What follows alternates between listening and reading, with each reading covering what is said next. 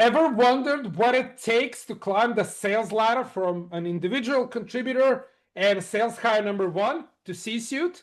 Well, in this episode of the Two and a Half Salesmen, we sit down with Igor, Chief Sales Officer over at Native Teams, who's done exactly that. He scaled from a BDR, well, a mix of a BDR and product, all the way to the top of the sales organization. So stick around, a lot of great knowledge coming your way. Hey everyone, and welcome to another episode of Two and a Half Salesmen. I'm your host Mario, together with my co-host and partner Noam, where we talk with today's sales and revenue leaders on what is actually happening in the field. Special episode today, we have Igor Radosevic from Serbia, my country, my countryman. Wave the flag, guys. Yeah, running the flag. There we go. And we have a really, really exciting topic, and that is, how do you go from, a first hire, number 5, number 6 employee, only one taking care of revenue, all the way to heading a global sales organization of nearly 100 people. Amazing. Igor, welcome to the show, man. Welcome, Igor. Hi, Mario. Hi, Noam. Firstly, thank you so much for the invitation. It's a huge pleasure being here. I kind of need to give a shout out to two of you because the idea that you have and the spirit that you're bringing in something that is much needed to nowadays society where people are just distracted by tons of the, let me call it just BS stuff that are just kind of not helping anyone, but rather just trying to fake down what the reality is behind the closed doors. I think 2 episodes ago, we had a New Yorker and the language was really colorful. If you know what I mean. So we don't care. We don't filter, we don't care. We don't filter, we don't beep, we don't do any of those things. Guys, in the end, all of us we're human beings. Yeah, correct. It's normal. This is normal human behavior. So before we dive into the topic, just maybe introduce yourself a little bit to our audience. So your upbringing, education, early influences, and kind of just how did you end up at Native Teams? Well, that's also super interesting story, and I'm glad that you asked that one. So when it comes to the educational background, I'm actually an aerospace engineer, which makes no sense, am I right? To the sales and the stuff that I'm doing, but actually has. And let me tell you why. Because since I was young, I always had a huge love towards planes. And that was one kind of I don't know, when you're young, you want to be an astronaut. From my perspective, it wasn't that. I wanted to make planes. It was more being the engineer, the guy behind the funnel who is kind of making that plane fly, and then the astronauts and the pilots can do that. But in the meantime, as you know, the college and in general, having the high class education in Serbia is not that cheap. So you needed obviously to hustle, am I right? My first connection with sales was when I was 16, pretty much even before the college. We have Serbian eBay called Kupujem and Prodajem, and I was one of the top sellers there. I literally would buy stuff from other guys from the region, resell it on Kupujem and Prodajem, the Serbian eBay, and pretty much just have the money for whatever. If I'm going on a weekend, if I need to go on a summer trip or vacation or something like that. The early entrepreneurial indeed spirit. Yeah, that's why I think that for good salesmen, you just need to have that something special.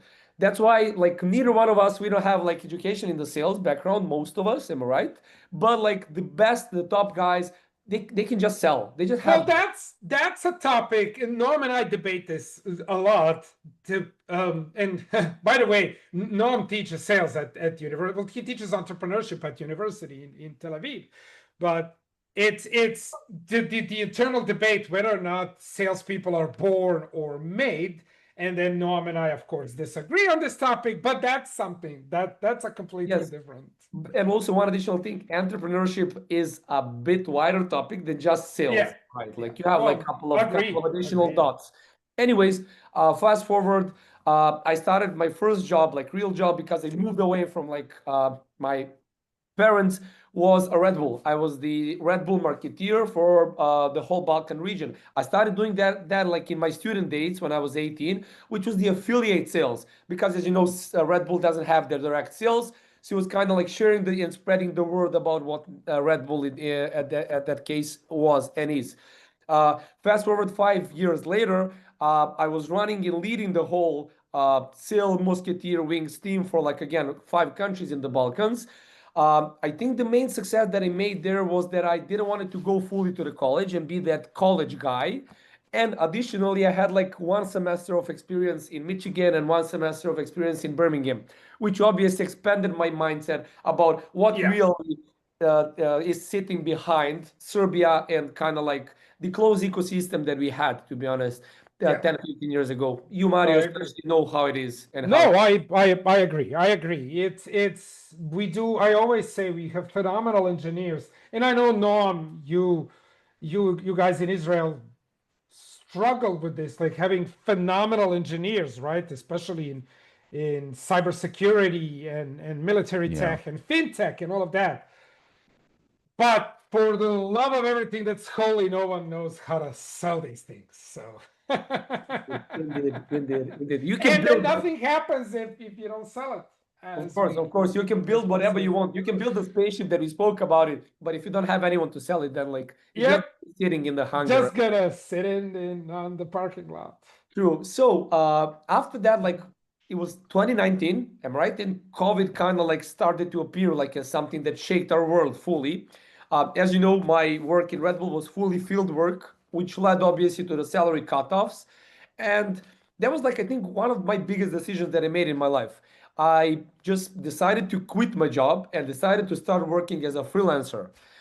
When I say freelancer, first you're offering the services in the scope of like what I had as a background from the mechanical and like aerospace engineer perspective, which nobody needed them, right? Because you need a full-time employee for that. Like it's not that you Yeah. need a freelancer for copywriting. Like this is Yeah. actually building a Rolls-Royce plane that like should like be then fitted on like 747 or something similar. It's not that you find people on the Upwork or Fiverr, but someone found me there actually, and that's the CEO of this company. He actually wasn't looking for obviously aerospace engineer. He was more looking for the sales guys. But my profile on Fiverr was really funny because I was offering a couple of additional solutions. I have musical background, so it was aerospace engineering, musical production, doing a bit of a video kind of like post producing, and whatever you need on the other side. Like literally agency for everything, like one man show. And obviously our Nice. CEO kind of loved that. So I guess it was nominal from his side, like to just get in touch with me. And to be frank, my first kind of like opinion about native teams was I have no idea what this product does. I had no idea what TOR is because the industry that we're sitting in is kind of new. Obviously, you had like globalization partners Yeah. and Yeah. our group, but all of them focused on obviously blue collars. Kind of the world switched in 2020 from like in office to being either fully remote. Most of the kind of like companies went to Yep. home because you couldn't go out, or hybrid, obviously, which was the kind of the medium line between it. And yeah, suddenly I am kind of like not anymore like aerospace engineer or guy from a Red Bull, but just working there in native teams, selling a product that I had no idea what the product was, but I believed. I'm not sure why I believed. I think the first and the biggest impression that I had was, the inner feeling about something where you feel that you're doing something that is right. And I Yeah. think the product that we built is literally that because I believed in what we do. My first kind of like connection and my first client that I closed, actually, this is a funny story. The guy invited me to the wedding. Like literally, like we built that strong of a relationship. He was like my friend. I'm seeing the guy. We actually had a couple of coffees when he is in town, when I'm in town, or we meet just at some event. He now has his own startup and he's using us. But he was like my first connection with like selling the Yeah. product that we built. Igor, sorry Yeah, no worries. sorry to cut you off. Let's dive into the topic, right? What so just to set up a stage, and Noam, I would love you to chime in on this because you and I work with these with salespeople a lot. Organizations usually don't have what I call succession planning, right? So going from a SDR to account executives to director to VP to head of global sales, like that they just simply don't have it, right? So this is the question for, well, first of all, for Noam, question for you, and then Igor, I would love your point of view from someone who's gone through all of the stages, right? So Noam, question for you.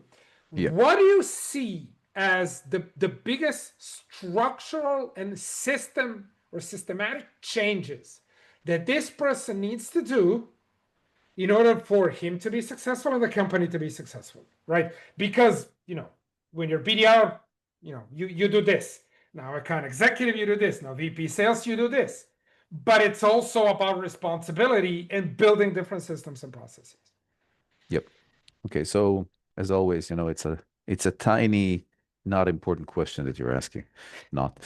So here's the thing, and I'd like to oppose, I always like to get philosophical on our podcast, right? So Yes. that's probably the only time I can mumbo jumbo rubbish and not have It's not someone. rubbish. I never No, I heard said you. I mumbo jumbo rubbish. I said I would.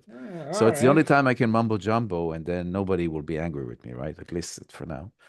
So here's the thing. Every salesperson that moves up the ladder, let's say in a normal pace, you have to put an asterisk and say if it's the, I don't know, old school business, or I would say old industry, takes more years. If it's in the high tech business, it's faster, right? Depends on needs and stuff like that. Doesn't matter. Every person that moves up the ladder in sales usually is a hell of a salesperson and a lousy manager.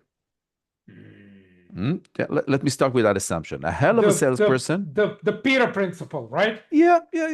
But bear with me for a second here. So Okay.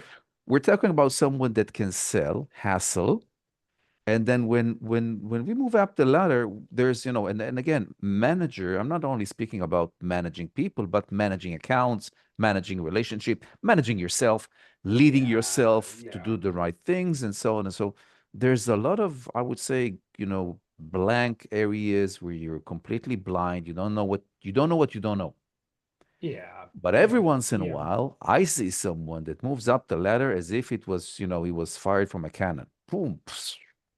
And that individual, and I believe, Igor, that's you, that individual is able to know, I would say, even before it even happens, what do I need to be or who do I need to be? Not necessarily what do I need to do, but who do I need to be when I will do that? Because now I'm doing this, now I'm picking up the phone, and then I need to plan the account, and then I need to plan the territory, and then so knowing in advance doesn't matter how, but knowing in advance will help you basically, and that will answer your question, will basically help you do two things. A, getting yourself knowledgeable and equipped with the necessary, I would say,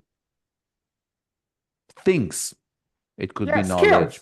People, Skills. You resource, need skill, everything. yeah. People, It's money. a full arsenal. It's a full arsenal like of stuff that you're Yeah, using yeah, on yeah. a daily basis. Yeah. And then at the same time, tell the CEO of the company or the founder, whatever, or the one that has the one that can write the checks. I need this system and I need that system, and then I need 16 people, and then I need that system, and then I need the additional 25 more people that will do that. I need that system. And that way of, I would say, being able to know in advance, I would even say that's signing an agreement with the devil, guys, because that's phenomenal. That's phenomenal. It's like knowing the It numbers for the is. lottery before the lottery was published, It right? is. This is the way I treat this. Every once in a while, Igor, I meet someone such as you that doesn't need help with what do I need to know, but rather the help is don't disturb me, guys. Don't slow me down. Okay, so Yeah. Maria, to answer your question, I would say that that's the skillfulness of that specific person. Oh, I disagree Yeah, I love fully. it when you disagree. Then we have a Well, discussion. here's why. Yeah. No, from my point of view, and from everything that you and I work with CROs and chief sales and account executives. You basically work with a bunch. Yeah. The most successful chief sales, the most successful CROs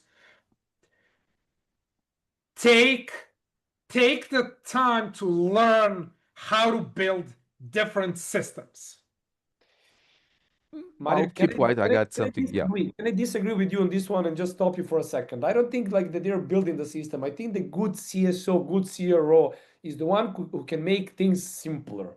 And the bad one is the one who is making things more complex. You know, like we're always hearing in the last couple of years, new processes. I'm building a new system. I'm adding 10 layers of data tracking, this or that. In the end, like if we're like just stripping down like what actually sales is, I think the good CSO in this case, I'm speaking from my perspective and something that I would love to become, is a person who is making everyone's life easier while you have the revenue that is coming. And that Well, hold on. is We are not in, I would say we are not in a disagreement, because a part of building systems is to make sure every piece fits where every piece needs to fit in order to contribute to whatever our true north is. Right? If that means building simple systems, then we build simple systems. We build in the end, if you learn how to build systems, one of the things you need to track are intended and unintended feedback loops that inevitably will pop up. And you need to recognize them and see, oh, my system is too simple or my system is too complex. Yeah, but so Mario, give me a second, allow me to stop you for a second. I never do that, but allow me to stop for a second. I love this. What I've said doesn't necessarily point out, if this person is a successful, or is the success of whatever that happens is you could say solely dependable of that specific person. And that goes for the, let's say, the typical revenue leader that took 20 years to do that, and the typical, and then the, let's say, the phenomenal guy that did it in one or 2 years. So you see what I'm saying? And then no, okay, completely. Here's the thing: chief sales or chief revenue, as we discussed in one of our previous episodes, is or becomes the center of the company. So when a CEO decides to have this person, whether or not taking it from him or her from the outside or promoting from within, this person now becomes the center of the company. You still have your board to report to. You have CEO to report to. You have two bosses. Then you have all of your stakeholders, that is whoever runs your marketing, sales, client success, and salespeople. And then you have the product. So you become the centerpiece that needs to juggle between all of the stakeholders, both inside and outside the company. And that's not something you can,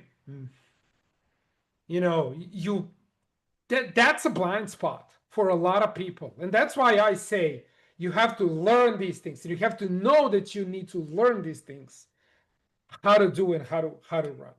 I think please, Igor, go ahead. That's one of the problems that I guess like we're facing like every single day, and that's finding and speaking with people that are actually humble to a degree that they understand that they don't know the best, that there is always more, and that even in the end, like if the success is there, success can always be bigger. I think also like one additional thing that I have as kind of like the idea about the making or becoming a good sales rep is, I guess, a mixture of two, from my perspective, important factors. One of them is guts, and that's something that you just have. And the second one is data intelligence. I think we also, like, in the last 5 years, I'm always speaking with people who are, I was in Saster like literally 2 weeks ago, and the guys are speaking about CRMs, like HubSpot, Salesforce, what's happening with all of these programs, like, and applications. They're just becoming more, apologies, guys. Bless you. Yeah, I have 3 dogs, and I think I'm allergic on one of them.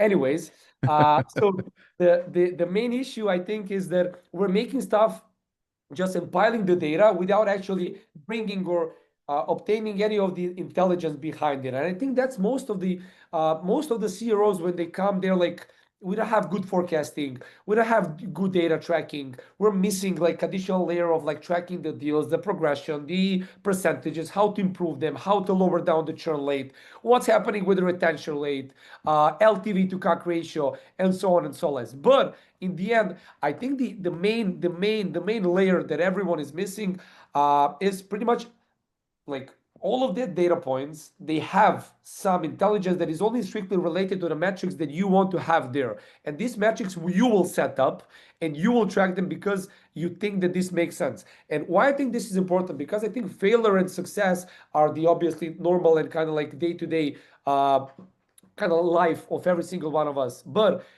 if we actually realize and understand that like everything that we do is just our belief and kind of like our idea about the success, then we can always come down to like just looking at everything from the third party perspective. I spoke with a couple of really good CROs that are saying that if you want to kind of pretty much like be on top of everything, you need to have good lieutenants. Most of the people that come to the C-suite are trying to become independent. They're not trying to replicate the success to their lieutenants because everything goes top bottom. I was speaking with one of my managers and leaders literally like 2 days ago, and we have one ICP in focus for this quarter. I know that like once I share what my idea is with him or her, that's going to be replicated to the rest of their team members, which means kind of like I just don't need to like spend time on anything related to my team. I'm focusing on what matters, which is strategy plannings, as you said, like making the board of directors and rest of the C-suite, please, because I mean, us sales guys, we need to make everyone feeling good because you're the showman, am I right? Like you're the main showman most of the times, and it should stay like that. But that I would say all of the time. all of All the the time, yeah. time. But you need to like use your time wisely, am I right? Well, that's I think that's a whole new topic we can dive into, hiring executives, right? So that's we can I can talk about that for hours and hours and hours. But let's maybe shift gears a little bit. We can stay in hiring, right? So you were I think sales. sorry, Mario. I think that hiring is really like one of the most important factors. Yeah, I am just about to dive into that one. So you were you were salesperson number one, and then you recently got promoted to chief sales officer, heading the entire organization with almost 100 people. So, and you are doing this from Balkans, from Serbia. So my question is, what did you have to learn in order to manage people, one, across different cultures, and two, how does managing a diverse team in different time zones approach how you are running the team? Yeah. Okay, so I think this is kind really, of a two-part question, but Yeah, we can, but it's okay. but it makes a lot of the sense. Yeah. So let me answer to the first one. I think, and this is something, Mario, that like us Serbs, we love to think that like Serbians are the oldest. Am I right? Like we are the ones. Like it was first the Serbs and then everything else, which obviously makes not a single sense. Elon Musk is not from Bosnia. Yes, am I right? And rest of the stories. Anyways, I think the main thing that kind of like I had as a switch is that like since I was young, I love to explore. I love to like kind of be outside of the comfort zone. Comfort zone and bubble and safe kind of space is the worst thing that you can do for yourself if you're in sales. Putting yourself in the fire every single day is something that keeps you alive. I'm just speaking from my perspective. That's something that is motivating and driving me.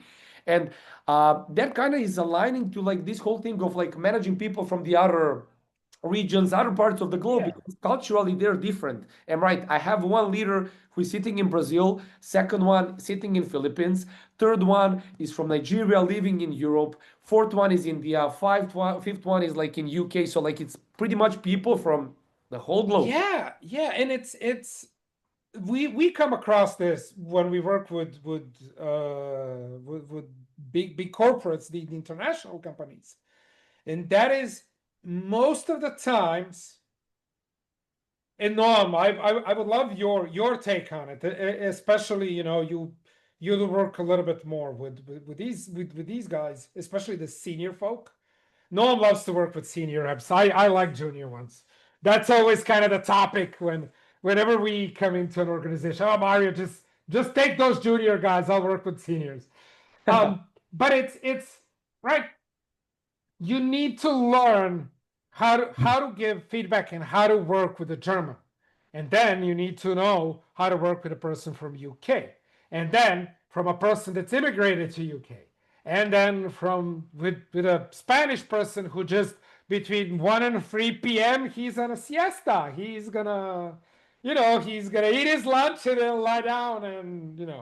So the key word, and Noam, please, I would love your take on this, at least for me, is flexibility in a leader.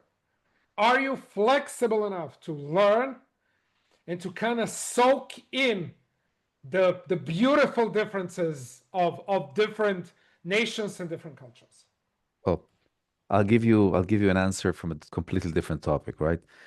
This is me, hearing a podcast about how to improve your relationship with your wife, right?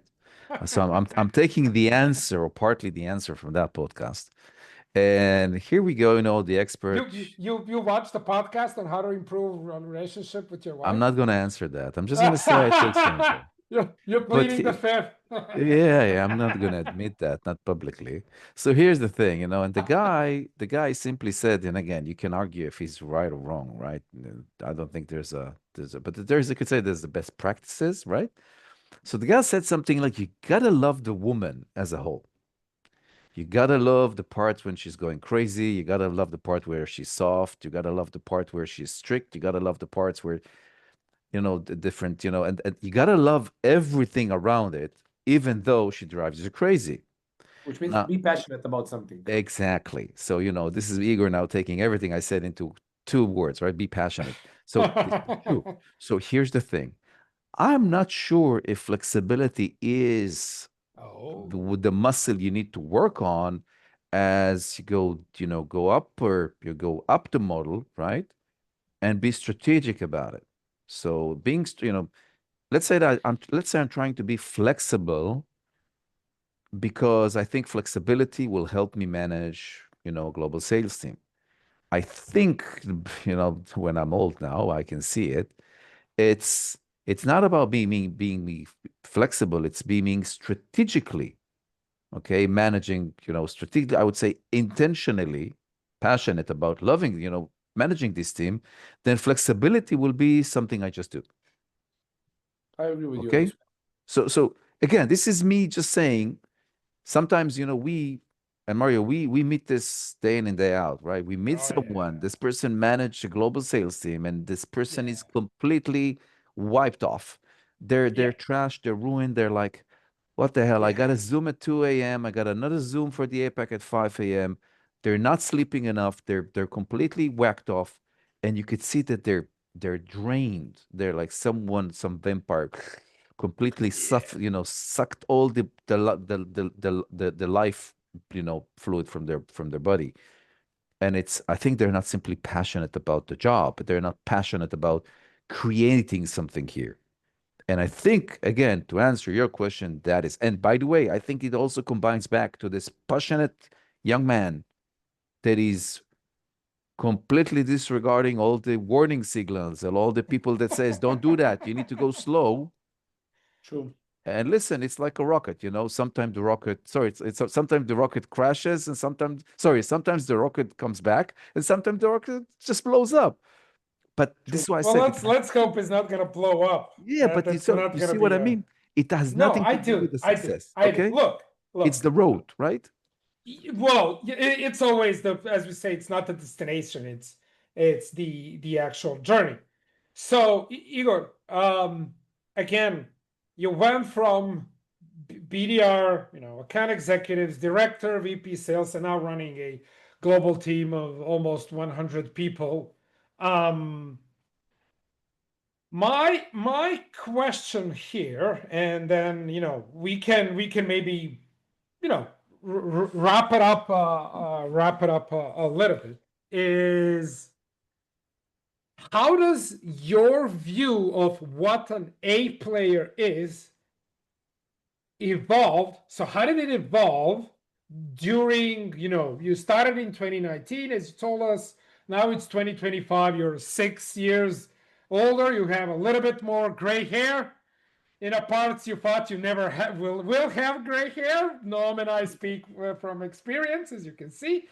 So my question, and I think we can end on this on the high note, is how does your view of what an A player is changed throughout your journey from a BDM, BDR to head of global sales? 180 degrees. And I think it will be additional 180 degrees in the next 10 years. I mean, one important fact that like we are also forgetting is the experience. From the beginning, I wanted kind of like, and hear me out, I think this is really important because when you're a sales rep, you're always alpha, right? Like whenever you are there on the call, you're there in the room, you need to become an alpha. Like if you're he or she doesn't matter, like you need to bring the energy, you need to be the A player. But something that I kind of learned like across these last 6 years, and this is mostly working with like one mentor of mine that I have, and it's a lady. She has like 35 years of experience in sales. Went from sales rep to like CEO.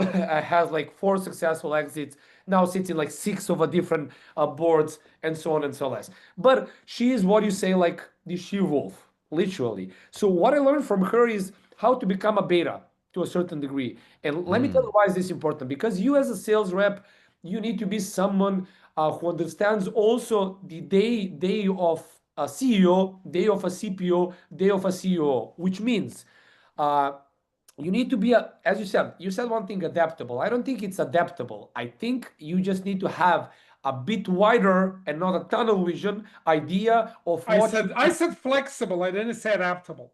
Okay, flexible. Apologies. I'm taking your words and then changing them. Apologies. Come on, man. There's a world of difference between those two. You need to be able to understand world of every single peer that you have around you. Yeah, true. All of your managers, all of your team members there, then like beneath them, all of the main POCs that you have from, let's say, board, or at least like from the C-suite or like the leadership, and be someone who they don't need to worry about at any point, which will give you like all of the assets to just become and bring whatever you want. And let me explain why I think this is actually something that is really important. In the last 1 year, my team had more than 100% of the KPIs and goals that we had, which gave me rights to come to like any of the calls and ask or share my wisdom or like my words about anything. That's one thing that like we need to remember ourselves every single day. Start from yourself. Be humble and respect people that have more experience than you. In this case, like one thing that I can say to like both of you is that like I respect the experience that you have. You have 10 years more experience than I have, which means like you know more, guys. You know more. Noam has begun selling during the American Civil War, so he has. No, I it was in the Middle Ages, guys. In the Middle Ages. I was selling shields and armor. I saw the picture of you when I was in Rome literally a couple of days. It was like, listen, man, there's the first Roman sales rep. Listen, guys, I got a picture with Jesus, on the table. Come on. But it is his gardener called Jesus, so that's kind of a yeah. Of course. All right. Igor, thank you so much. This was a really, really, I would say, fun conversation. As with every episode, we do try to get the most and to all of our viewers, to learn, especially what is happening in the field. I mean, we are all, on LinkedIn, we are all, on social media. There is so much, I would say, crap going around. Mario, I need to stop you. It's not just crap there. It's the most of the crap that I'm hearing is on the events. Like every single person. Oh, don't get me started.